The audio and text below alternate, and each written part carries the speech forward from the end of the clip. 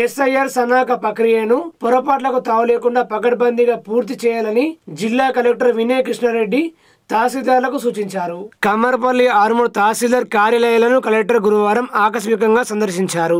Tahsildar revenue సిబ్బందితో SIR సన్నాహక ప్రక్రియ అమలు, భూభారత్ రెవెన్యూ సదస్సులలో వచ్చిన దరఖాస్తుల పరిష్కారం కోసం చేపట్టిన చర్యలపై సమీక్ష జరిపారు. 2002 ఓటర్ జాబితాతో ప్రస్తుత 2025 ఓటర్ జాబితాను సరిపోల్చుతూ ఎన్నికల సంఘం మార్గదర్శకాలకు అనుగుణంగా నిర్ణీత నమూనాల వివరాలు రూపొందించారని పరిశీలించారు. నిర్దిష్ట గడువులోపు ఎస్ఐఆర్ సన్నాహక ప్రక్రియను పూర్తి చేయాలని ఆదేశించారు. భూభారతి గ్రామ రెవెన్యూ సదస్సులో వచ్చిన దరఖాస్తులో ఇంకాను ఏమైనా అర్జీలు పెండింగ్ లో ఉంటే వాటిని వెంటనే పరిష్కరించాలన్నారు.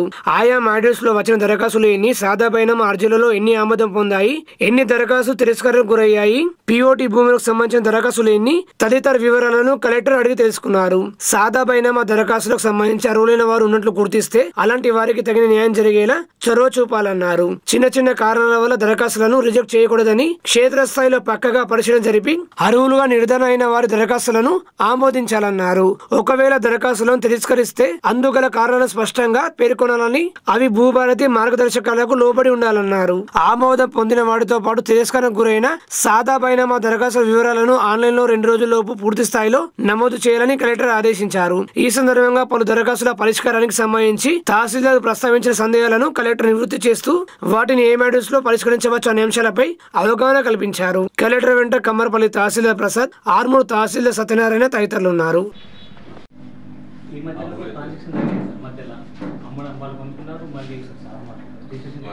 సెల్లర్ వేరే వాళ్ళకి కంప్లీట్ చేసినా కానీ సెల్లర్కి డిఎస్ కాకుండా సరే ఏమున్నా కండిషన్స్ ఇది ఇష్యూస్ ఉన్నాయి, బట్ అదర్వైజ్ ఇది తెలుసు అని రాసి పంపాం, అది చేస్తాం. ఇందులో ఆర్ఎస్ఆర్ లేదంటే వేరే వాళ్ళు రాసి ఉన్నట్టు అర్థం. అమ్మిండు, ఆయన అమ్మిండు కాబట్టి ఆయనకు డిఎస్ వేయలే. ఇప్పుడు నాకు ఏమంటే ఆయనకు డిఎస్ కాలేదు కాబట్టి రిజెక్ట్ చేయద్దు.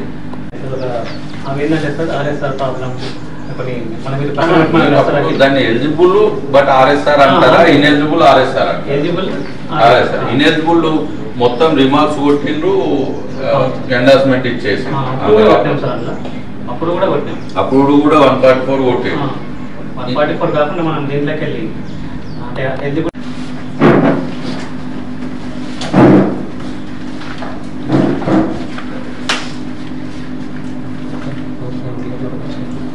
192 అప్లై చేసిందా? 144 అప్లై చేసాం సార్. ఆర్ఎస్ఆర్ తో 45 50 లోపల ఈ 16 దేలలే ఇంకా కన్ఫర్మ్ కాలేదు. ఓకే, 272 రిజెక్టెడ్ రిమార్క్స్ అప్లోడ్ చేయడం అయిపోయిందా? 190 కూడా అయిపోయింది. 190లో అప్లై చేయని కొన్ని మాత్రము మీరు అప్లికేషన్ పెట్టాల్సి ఉంది. ఆర్ఎస్ఆర్లు అట్లాంటివి ఉంటాయి, బట్ రిమార్క్స్ అయితే కొట్టేసి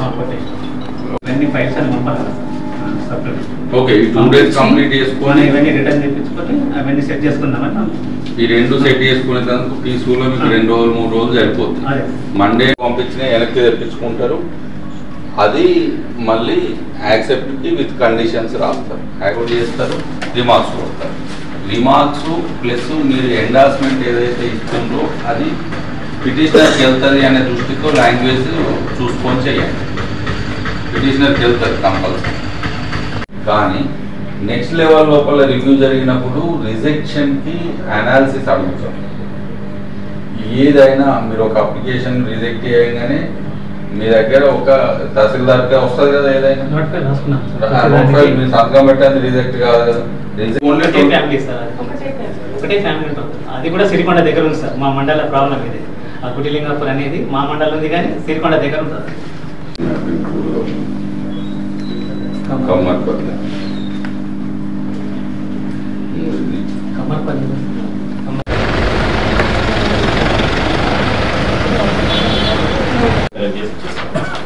ఫైల్ పంపించేసిన ఫార్వర్డ్. ఇది సో రెవెన్యూ సర్వీస్లో కేటగిరీ 4 అండి. ఇది కేటగిరీ 4, కేటగిరీ 4 837 అప్రూవ్డ్ 118 రిజెక్టెడ్. ఇది to be approved, to be rejected. ఇంకా ఈ 171 ఏందో డిసైడ్ అయింది కదా, అంటే ఈ టోటల్ ఎక్కడ టాలీ అవుతుంది? ఇవి 2 టాలీ 69 పెండింగ్ అంటే ఈ రెండు కలిపి సో 10 పెరికిట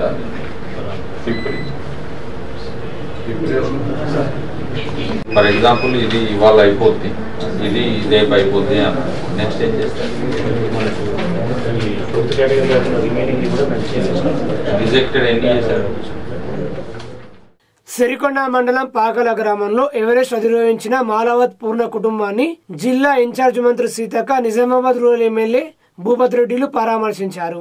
ఎవరెస్ట్ అధిరోహించిన మాలావత్ పూర్ణ తండ్రి మరణంతో రాష్ట్ర మంత్రి సీతక్క, నిజామాబాద్ రూరల్ ఎమ్మెల్యే భూపత్ రెడ్డి పాకల గ్రామంలో వారి కుటుంబ సభ్యులను పరామర్శించారు. ఈ సందర్భంగా ఎమ్మెల్యే భూపత్ రెడ్డి మాట్లాడుతూ పూర్ణ కుటుంబానికి ప్రభుత్వం అండగా ఉంటుందని, ముఖ్యమంత్రితో మాట్లాడి ప్రభుత్వ ఉద్యోగం కల్పించే విధంగా చర్యలు తీసుకుంటామని హామీ ఇచ్చారు. మంత్రి సీతక్క మాట్లాడుతూ గతంలో పూర్ణ కుటుంబానికి అందాల్సిన ప్రయోజనాలు కొన్ని నిలిచిపోయినట్టు తెలిసిందని, వాటితో సహా అదనపు సాయం కోసం ముఖ్యమంత్రి రేవంత్ రెడ్డితో త్వరలోనే సమావేశం ఏర్పాటు చేశామని తెలిపారు. పూర్ణ వంటి అంతర్జాతీయ ప్రతిభను ప్రభుత్వం పూర్తిగా ప్రోత్సహిస్తుందన్నారు. గ్రామస్తులు పూర్ణ పేరుతో 170 ఇళ్ల మంజూరు కోరగా మంత్రి సానుకూలంగా స్పందిస్తూ పాకల గ్రామ అభివృద్ధికి అవసరమైన అన్ని వసతులు త్వరగా అందేలా చూస్తానని హామీ ఇచ్చారు.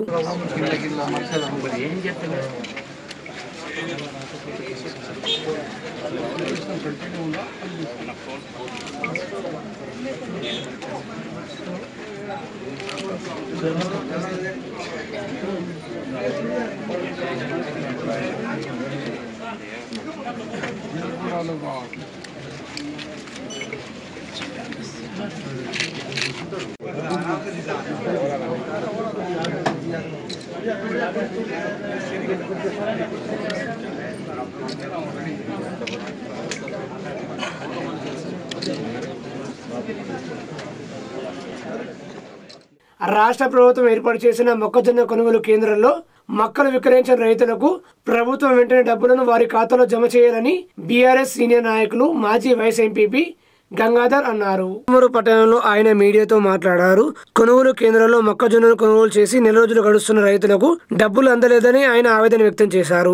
మొక్కజొన్నను విక్రయించిన డబ్బులు వస్తే రైతులకు ఎంతో ఆసరాగా ఉంటుందన్నారు. ఇకనైనా రాష్ట్ర ప్రభుత్వం రైతుల ఇబ్బందులు దృష్టిలో ఉంచుకొని వెంటనే మొక్కల డబ్బులు రైతుల ఖాతాలో జమ చేయాలని కోరారు.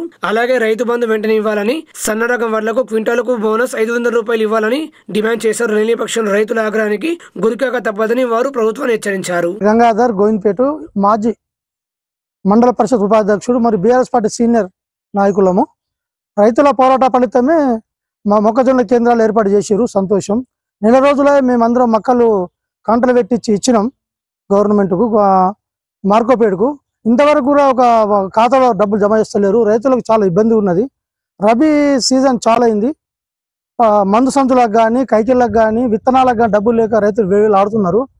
ఇమ్మీడియట్లీ మీరు రైతుల ఖాతాల్లో మొక్కజొన్న డబ్బులు జమ చేయాలని నేను రైతుల తరఫున కోరుచున్నాను, హెచ్చరిస్తున్నాను కూడా. ఇమ్మీడియట్ జమ చేయకుంటే రైతులంతా కలిసి కార్యాచరణ ప్రకటిస్తారు. ఖబర్దార్ అని హెచ్చరిస్తున్నాం. రెండవది, మన రబీ వేసంగి సీజన్లో సన్నపు వడ్లకు బోనస్ ఇవ్వలేదు. ఇప్పుడన్నా కానీ వర్షాకాలం వడ్లకు, సన్నపు వడ్లకు ఇమ్మీడియట్లీ బోనస్ ఇచ్చి రైతులను ఆదుకోగలరని కోరుచున్నాము. మూడవది, రైతు బంధు కూడా నవంబర్లో ఇవ్వాలి. ఇంతవరకు నవంబర్ అయిపోతుంది, 20వ తారీఖు. ఇప్పటికి కూడా మీరు రైతు బంధు ఇవ్వలేదు. ఇమ్మీడియట్లీ రైతు బంధు ఇవ్వాలి. రైతు బంధు ఇవ్వకుంటే రైతుల ఆక్రోశానికి బలవుతారు. మీ మీద కార్యాచరణ ప్రకటిస్తున్నాం. ఆర్మూర్ పట్టణంలోని ప్రసిద్ధ సిద్ధిలగుట్టపై గల అయ్యప్ప స్వామి దేవాలయంలో ఆలయ ధర్మకర్త అయ్యప్ప శ్రీనివాస్ ఆధ్వర్యంలో అయ్యప్ప స్వాములకు భిక్ష విజయవంతంగా కొనసాగుతుంది. ఆర్మూరు పట్టణంలో ప్రసిద్ధ పుణ్యక్షేత్రమైన సిద్ధిలగుట్టపై ఉన్న ప్రసిద్ధ అయ్యప్ప స్వామి క్షేత్రంలో నవంబర్ 16వ తేదీ నుండి విజయవంతంగా అయ్యప్ప స్వాములకు నిత్యాన్న సత్రం నిర్వహిస్తున్నామని అయ్యప్ప స్వామి ఆలయ ధర్మకర్త తాజా మాజీ మున్సిపల్ చైర్మన్ వన్నెలదేవి లావణ్య అయ్యప్ప శ్రీనివాస్ తెలిపారు. ఈ భిక్ష కార్యక్రమం డిసెంబర్ 20వ తేదీ వరకు విజయవంతంగా నిర్వహిస్తామని వారు తెలిపారు. ఆర్మూరు పట్టణంతో పాటు చుట్టుపక్కల గ్రామాల అయ్యప్ప స్వాములు ఈ అవకాశాన్ని సద్వినియోగం చేసుకోవాలని వారు కోరారు.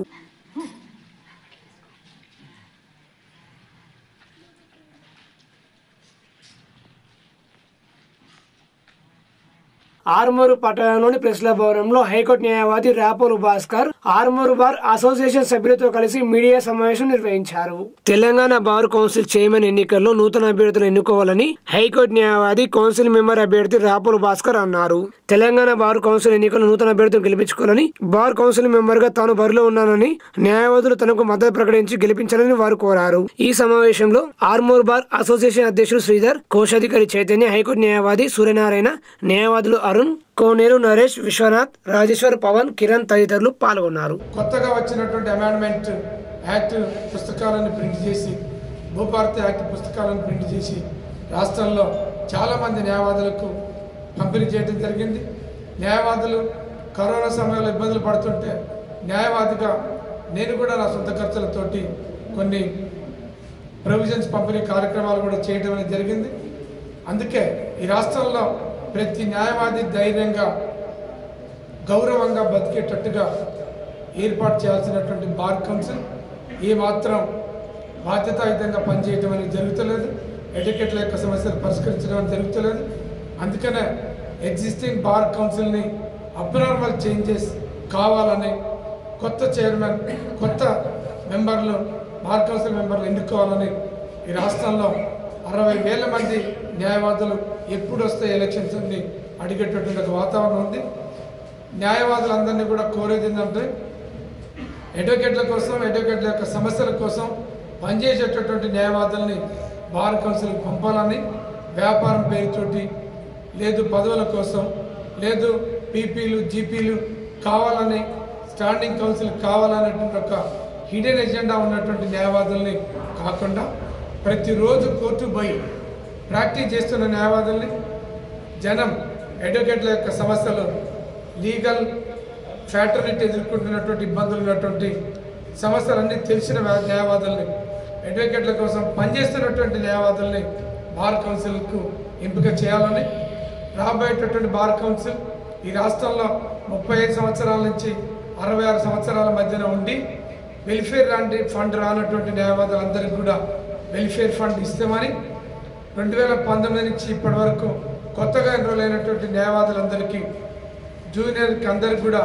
స్టైఫండ్ 5 నుంచి 10,000 వరకు ప్రొవైడ్ చేసి ఏర్పాటు చేస్తామని, అలాగే వెల్ఫేర్ ఫండ్తో పాటు రాష్ట్ర వ్యాప్తంగా 2 లక్షలు ఉన్నటువంటి ఈ మెడిక్లైమ్ ఇన్సూరెన్స్ని, అంటే హెల్త్ ఇన్సూరెన్స్ని 5 లక్షలకు పెంచుతామని, రాష్ట్రంలో ఉండేటటువంటి కొత్తగా రాష్ట్ర వ్యాప్తంగా రాష్ట్రంలో అడ్వకేట్ల యొక్క సమస్యలు పరిష్కరించడానికి ఒక ఎమ్మెల్సీని ఏర్పాటు చేయమని, రాష్ట్రంలో అడ్వకేట్స్ ప్రొటెక్షన్ యాక్ట్ తీసుకురావడానికి 41A అనేటువంటి ఒక అమెండ్మెంట్ని సవరణ చేయించడం కోసం 41A అనేటటువంటి ఈ సిఆర్పిసిని డిజిటలైజేషన్ తగ్గించడం కోసం నేను పనిచేస్తానని రాష్ట్ర న్యాయవాదులందరికీ కూడా విజ్ఞప్తి చేస్తున్నాం. మీకోసం, మీ సమస్యల కోసం పనిచేసేటటువంటి న్యాయవాదుల్ని బార్ కౌన్సిల్ మెంబర్లుగా ఎంపిక చేయమని చెప్పేసి అప్పీల్ చేస్తున్నాం. సిరికొండ మండల కేంద్రంలోని పిఎంశ్రీ తెలంగాణ ఆదర్శ పాఠశాల కళాశాలలో ఏక్ భారత్ శ్రేష్ఠ భారత్ కార్యక్రమాన్ని ఘనంగా నిర్వహించారు. విద్యార్థులు హర్యానా రాష్ట్ర సాంప్రదాయ నృత్యాలు, జానపద గీతాలు, సాంస్కృతిక ప్రదర్శనలు, హర్యానా రాష్ట్రాలపై తయారు చేసిన పోస్టర్లు, మోడళ్లు, వంటకాల ప్రదర్శన నిర్వహించారు. అలాగే జత రాష్ట్రంపై quiz, essay writing, slogan writing వంటి పోటీలు కూడా ఏర్పాటు చేశారు. ఏక్ భారత్ శ్రేష్ఠ భారత్ కార్యక్రమం విద్యార్థుల్లో జాతీయ సమగ్రత, భాషా ఆదరణ, సాంస్కృతిక పరస్పర అవగాహనను పెంపొందించడంలో ముఖ్య పాత్ర పోషించిందని ప్రధానోపాధ్యాయులు తెలిపారు. పాల్గొన్న ప్రతి ఒక్కరికి పాఠశాల ప్రాశస్త్యం నుండి ప్రశంసా పత్రాలు అందజేశారు. ఈ కార్యక్రమంలో ప్రిన్సిపల్ గడ్డ రాజేశ్వర రెడ్డి, ఉపాధ్యాయ బృందం, విద్యార్థులు పాల్గొన్నారు.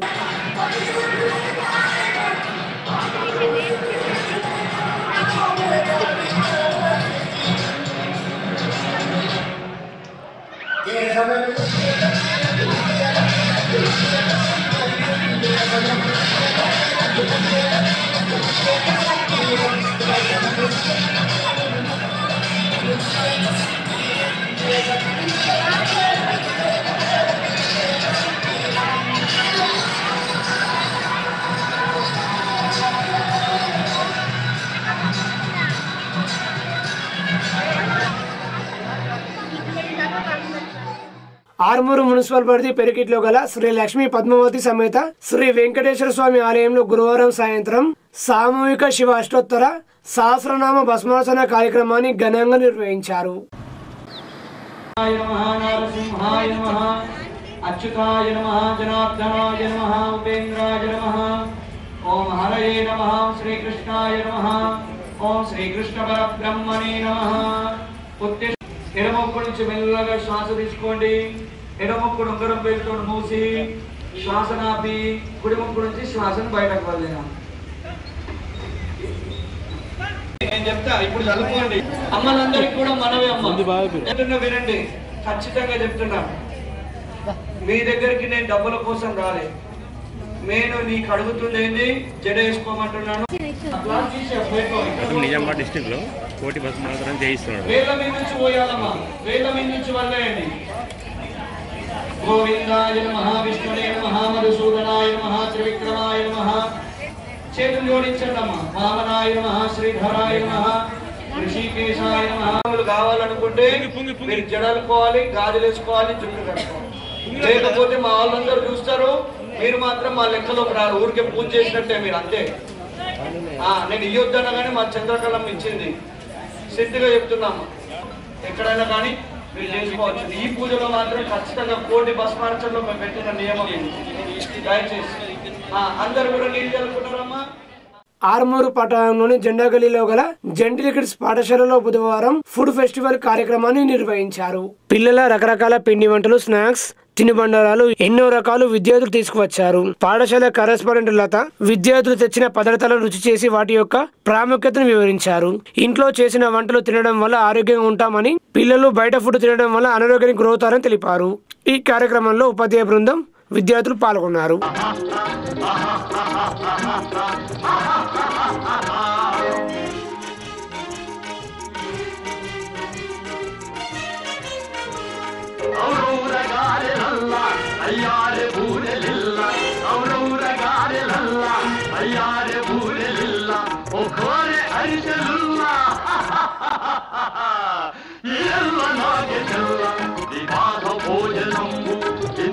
వంటకంబు ఇయాల మారి విందు ఒక్కొక్క నాకే ముందు.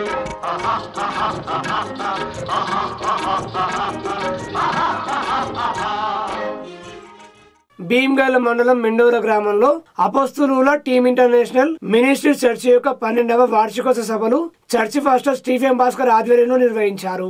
ముఖ్య అతిథిగా జిల్లా కాంగ్రెస్ పార్టీ ప్రధాన కార్యదర్శి కుంట రమేష్ రెడ్డి పాల్గొని మాట్లాడుతూ పుష్కర కాలం కింద కొద్ది మందితో మొదలైన చర్చి కార్యక్రమాలు ఈ రోజు బాలకొండ నియోజకవర్గంలోని అనేక గ్రామాల్లోని క్రైస్తవ భక్తుల మన్ననలు పొందడంలో చర్చి పాస్టర్ అయినటువంటి స్టీఫెన్ భాస్కర్ ఎంతో కృషి ఉందని తెలిపారు. యేసుక్రీస్తు బోధించిన ప్రేమ, కరుణ, శాంతి, సత్యం, దయ మార్గాలను అందరూ పాటించి తమ చుట్టూ ఉన్న తోటి మానవులను ప్రేమించాలని, సమస్త ప్రాణుల పట్ల దయతో మెలగాలని, పేదలకు, రోగులకు సేవ చేయడం ఇవే యేసుక్రీస్తు ఈ ప్రపంచానికి అందించిన సందేశమని, వీటిని మనమందరం తప్పకుండా పాటించాలని, మనతో పాటు చుట్టూ ఉన్న సమాజం అంతా కూడా వసుదైక కుటుంబం అవుతుందని అన్నారు. ఈ కార్యక్రమంలో జిల్లా ఏసీసీ ప్రధాన కార్యదర్శి సాయిలు, మెండోర్ గ్రామ మాజీ సర్పంచ్ డాక్టర్ రాజేందర్, యువ నాయకులు రామచంద్ర గౌడ్, డాక్టర్ రమేష్, చాకలి గంగాధర్, వంజరి రమేష్ తదితరులు పాల్గొన్నారు.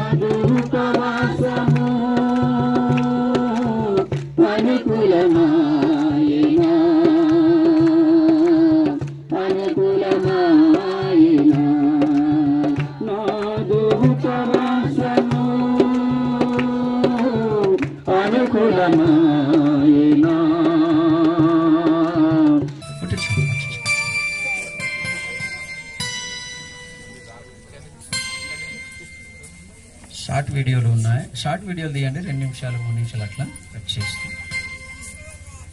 వేల్పూర్ మండల కేంద్రంలో కనుమరుగైన పశు వైద్యం.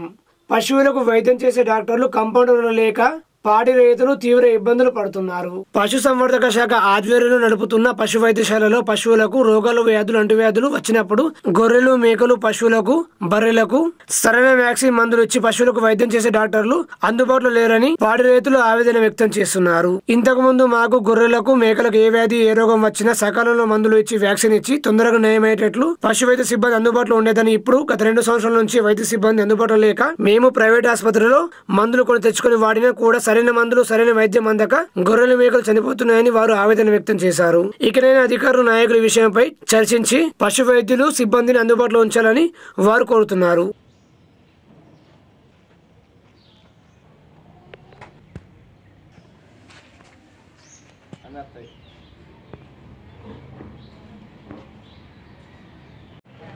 డాక్టర్ సాబ్ ఇక్కడికి మేము ఫోన్ చేస్తే ట్రాన్స్ఫర్ అయిపోయినా నాకు సంబంధం లేదంటున్నాడు. మాకు బాగా ఇబ్బంది అవుతుంది ఇక్కడ జీవాలతో. ఏది వచ్చినా మాకు అర్థమవుతలేదు. డాక్టర్ సాబ్ ఉంటే మంచిగా ఉంటారని కోరుకుంటున్నాం గవర్నమెంట్ సార్. నమస్కారం. ఇక్కడ వేల్పూర్ మండలంలో వేల్పూర్ గ్రామంలో డాక్టర్ లేక ఇప్పుడు దగ్గర సంవత్సరం దగ్గరకు వస్తుంది. మాకు కుల కుర్మలము పశువులకు ఇప్పుడు ఏమైనా బర్రెలకు ఏమైనా, ఎడ్లకు ఏదైనా పశువులకు ఏదైనా, మా గొర్రెమైతే బాగా నష్టపోతున్నాము.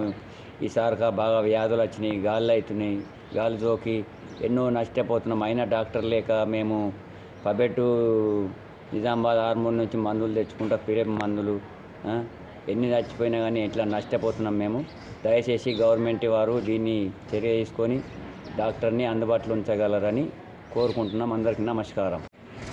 నిజామాబాద్ డిస్టిక్ వేల్పూర్ మండలం వేల్పూర్ గ్రామం నుండి గొర్రెల కాపర్లం మనవేమనగా ఇక్కడ అనేక వ్యాధులు సోకి గొర్రెలు ప్రతి సంవత్సరం గొర్రెలు, పశువులు అనేక ఇబ్బందులతో వ్యాధి సోకి చనిపోవడం జరుగుతుంది. కారణం ఏంటంటే ఇక్కడ డాక్టర్ బదిలీ అయి సమయానికి ఇక్కడ డాక్టర్ అందుబాటులో లేక వ్యాక్సిన్ అందక చాలా జీవాలు నష్టపోతున్నాయి. కాబట్టి ప్రభుత్వం వారు దీన్ని దృష్టి తీసుకొని తొందరగా ఇక్కడ ఒక డాక్టర్ని, కాంపౌండర్ని నియమించి మాకు సకాలంలో మందులు అందజేయగలరని కోరుతున్నాం. వ్యాక్సిన్ అనగా పీపీఆర్ కానీ, గ్లూటాన్ కానీ, నట్టల మందు, గడ్డి మందులు, అనేక రకాల మందులు ఏవి మాకు సరైన సమయానికి అందక ప్రతి ఒక్కరం ప్రైవేట్ డాక్టర్లతో వైద్యం చేయించుకుంటున్నాం. అట్లాగే ప్రతి ఒక్కరము నిజామాబాద్ ఆర్మూర్ వెళ్ళి ప్రైవేట్ మెడికల్ల నుంచి మందులు తెచ్చి ఇబ్బందులు పడుతున్నాం. సకాలం అందక ఎన్నో జీవాలు మరణిస్తున్నాయి. అడవులప్పున తిరిగే మేము సరైన టైంకు మెడిసిన్ అందక చాలా నష్టపోతున్నాం.